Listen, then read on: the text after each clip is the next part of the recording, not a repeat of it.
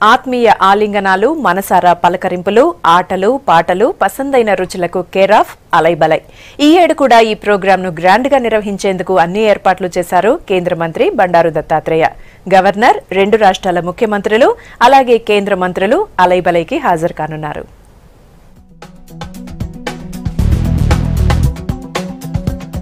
తెలంగాణ సంస్కృతి సంప్రదాయాన్ని చాటి చెప్పే అలైబలై కార్యక్రమానికి అన్ని ఏర్పాట్లు పూర్తయ్యాయి.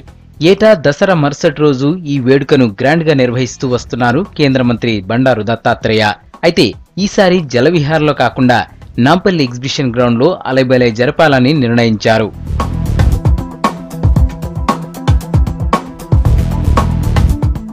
ఇవాళ జరిగే అలైబలై కార్యక్రమానికి గవర్నర్ నరసింహన్ ముఖ్య అతిథిగా హాజరు కానున్నారు.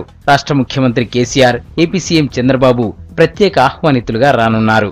కేంద్ర మంత్రులు వెంకయ్యనాయుడు, నితిన్ గడ్కరీ, నిర్మలా సీతారామన్, మండలి చైర్మన్ స్వామిగౌడ్, స్పీకర్ మధుసూదనాచారి, రాష్ట్ర మంత్రులు, ఎంపీలు, ఎమ్మెల్యేలు, సినీ పారిశ్రామికవేత్తలు కూడా అటెండ్ కానున్నారు. అలైబలై కార్యక్రమానికి ఈసారి 12వ తేదీ ఎగ్జిబిషన్ గ్రౌండ్ ఉంటుంది.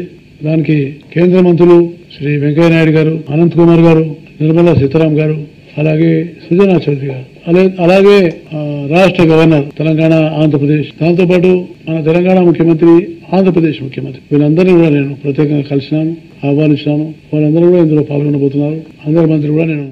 అలైబలైలో తెలంగాణ కళారూపాల ప్రదర్శన హైలైట్ గా నిలవనుంది. జానపదాలు, ఒగ్గు కథలు, గోండు నృత్యాలు, బోనాలు, బతుకమ్మల ప్రదర్శన ప్రత్యేక ఆకర్షణగా నిలవనున్నాయి. ప్రజాకవులు గద్దర్, గోరేటి వెంకన్న, అందశ్రీ తమ పాటలతో తెలంగాణ సంస్కృతిని చాటి చెప్పనున్నారు.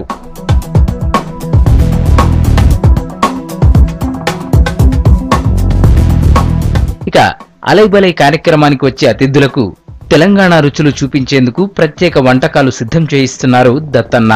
సద్ది అప్పలు, జొన్న రొట్టెలు, మక్కగారెలు, మలిద ముద్దలు, సర్వపిండి, పచ్చి పులుసు, సల్లచారు, అటుకులు, చుడువాతో పాటు నాన్ వెజ్ వంటలు ఘుమఘుమలాడనున్నాయి.